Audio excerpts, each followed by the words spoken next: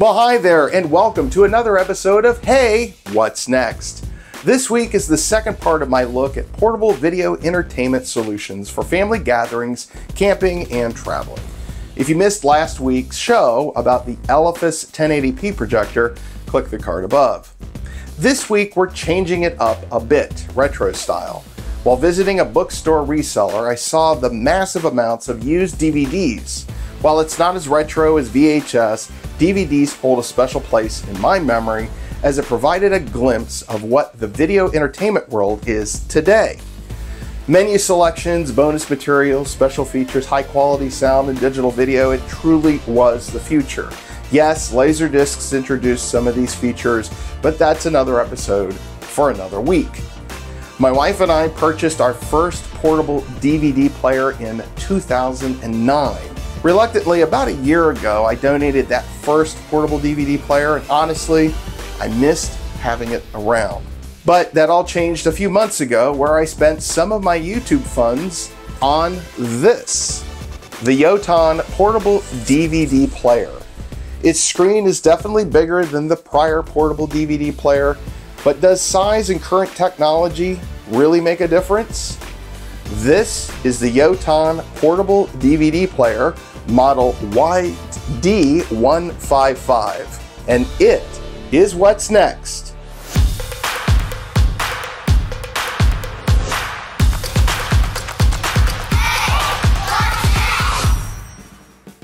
Well, here we are in 2024, and you still can get portable DVD players. This is the YOTON YD155.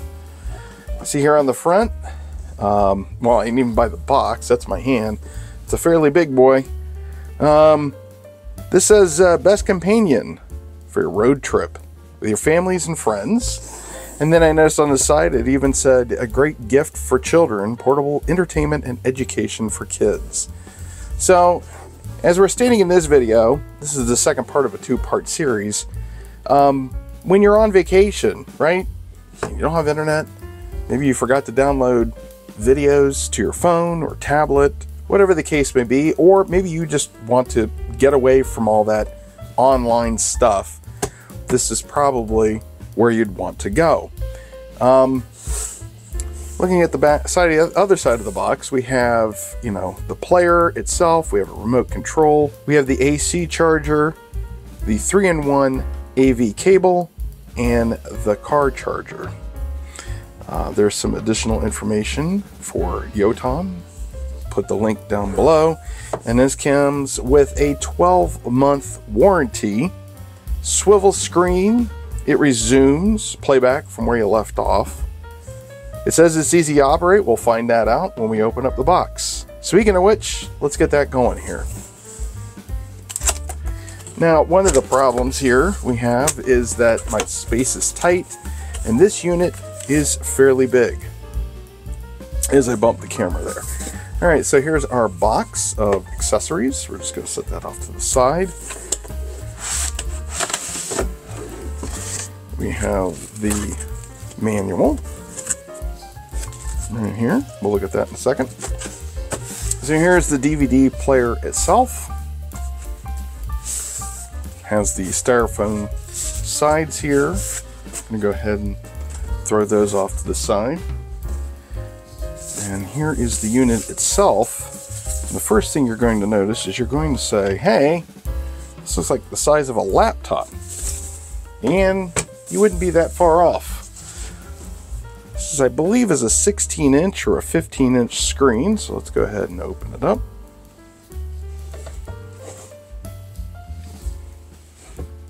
And like I said, with the way the camera is set, it's hard to get the whole thing in, but we have, let's look at the buttons down here. We have the LCD on and off.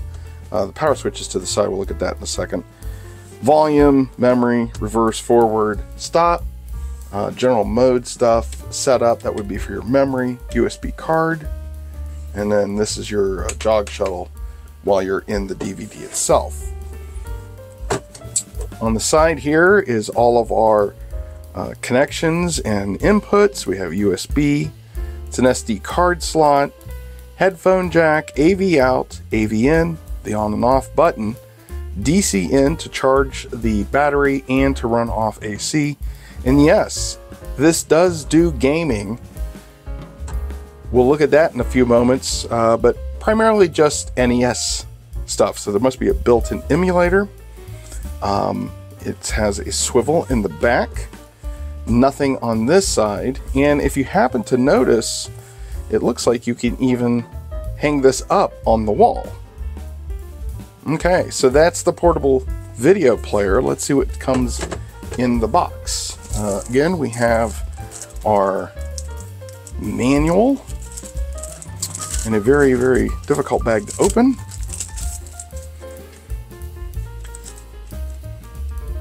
So, general information about the video player. We have our box.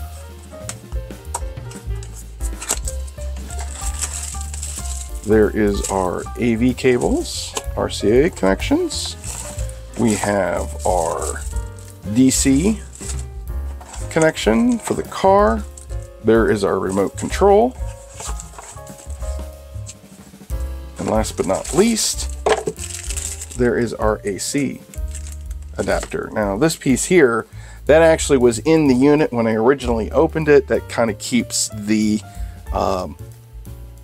laser from moving around during shipment. So I've already taken that out. And you can't look at a DVD player without some DVDs.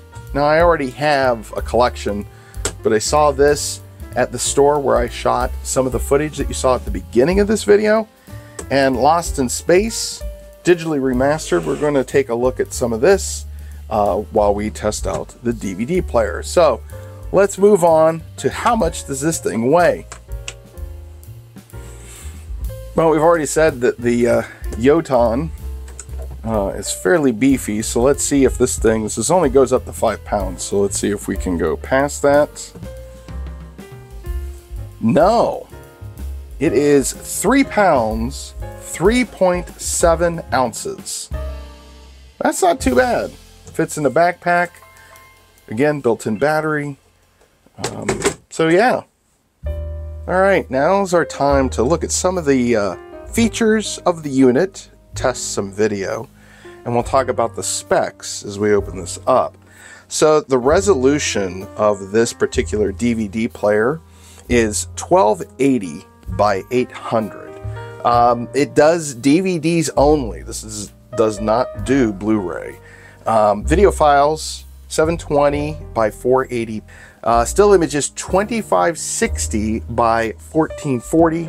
The battery is 5,000 milliamps, so should last between 5 to 6 hours. I'm going to show you that here in a few moments, actual test. The screen rotation is 270 degrees. So this does turn around quite a bit. I'll move the DVDs out of the way. And it will go 180 degrees, just like this. So there is the screen. Of course, I got the cable all connected, but there you go. So again, you could hang it on a wall. It's not too bad turning it. I mean, it does take some force. It doesn't feel like it's going to break, but it does rotate pretty easily. We're going to go ahead and take the screen protector off. I've been waiting to do this for a while because I know that the screen image probably isn't as good through this plastic. So we're going to go ahead and get this off finally. That was after all my testing and everything. Set that off to the side. It is a glossy screen, so there are reflections. You can see it with the light coming over here to the right. So let's do a test here of a DVD. So here we got our Lost in Space collection. We are just going to go right into Season 1, Disc 1. And what we want to see here is just the loading time. So we're going to go ahead and pop this open. We're going to put this disc in. You're going to notice that this is a locking mechanism. There's no top portion to hold it into place. So we're just going to click that in. And now we should be loading, and let's time it, how long it takes to spin up. The sound of the system, I don't hear it too bad. I'm going to take my mic off, and then maybe you can hear it here. So hold on one second.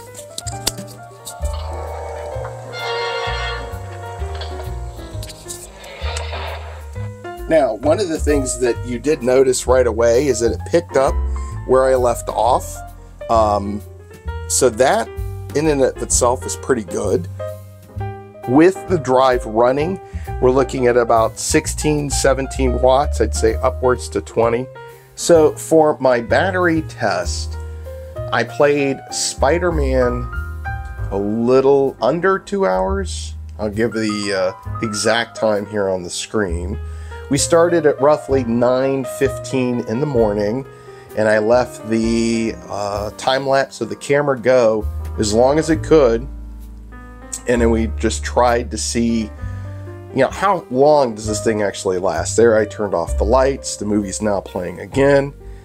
We are now 2 hours into this, coming up on 3 hours. 4.5. So I've zoomed in quite close. Obviously we're not doing a direct feed out of the DVD player, although I will show that here in a moment. We'll hook that up to a television. But you get an idea of what the quality is on this particular unit. So here we go. This is the remote control. The basic main functions are up here. We have our setup and mode switches, our menu, and then all of your other features, so you can quickly pause the video to see what options are available there. Now, one of the things that we do want to look at next is the ability to play videos straight from USB. So let's take a look at that. We have that USB thumb drive installed at the moment, so let's see what happens when we click the USB card. And you're going to notice it says waiting. The DVD is still in here, by the way. So it should read the card, and you're going to see various folders. So if we go ahead and we bring this up here a little bit so you can see it better, we can traverse the menu using that pad right here. We could also do the same thing with our remote. Let's look at video SD. So if we click that, and we have a couple items here. There's a cartoon, so if I go ahead and press that, this is standard def video, and it seems to be playing pretty good. And here is Superman versus the Mole Men. Glorious black and white, as you can see. And again, coming across pretty good. So, all right, so let's go ahead and we're gonna stop that, okay? And we're going to go back, and to do that we're going to go to this folder and press our enter button, and that takes us back to the main directory. So I have a file in here, Towering Inferno. This is HD, so this shouldn't play, but let's see if it does. And you're going to notice that the video does not play because that is high definition video. The audio probably still playing. Yes.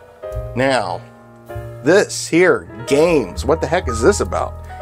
So I did reach out to their support department, and I have to say that they were very quick at emailing me back and to find out that this does emulate NES games. Now, the problem that I have right now is that the game pad that I have here does not work with this unit. I'm going to try to track down a gamepad that'll work with this, but for the time being, we'll go ahead and let's try Mario Brothers and just at least see. As you can see, it loads, but you're going to hear some stuttering.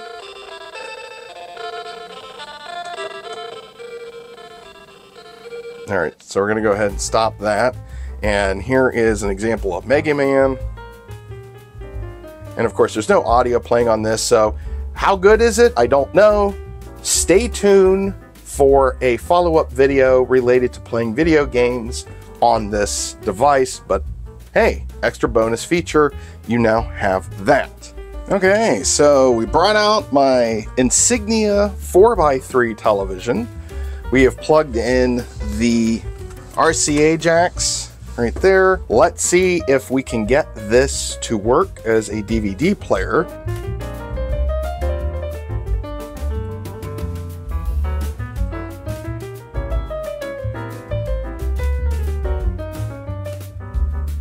Well, what are your thoughts on this unit? Of course, there are several brand names selling similar players on Amazon and elsewhere, but as this was the one that attracted my attention, it was the one that I went with. Overall, as a portable video entertainment solution, it's not bad. The build quality is okay, the swivel mechanism seems solid, and picture quality is good. As long as you're looking at it straight on. Even just a little bit to the left or right, you're okay. I think the weakest part of this unit is the speakers, but if you're using headphones, you're good. The DVD mechanism is a bit noisy at times, but this comes down to the DVD itself and probably not the unit. However, some sort of sound dampening materials to lessen the vibrations and noise would be nice. I did reach out to their support about the gaming function and received prompt feedback. It took less than a day. They answered my questions thoroughly, so well done, YOTON. Speaking of gaming, NES ROMs are supported by emulation, as I stated earlier, but as I didn't have the proper gamepad, a follow-up video is in order to give my opinion on that. Now, a question I asked myself is why not just use an older laptop to watch DVDs if it has a DVD player? I think that's a fair question.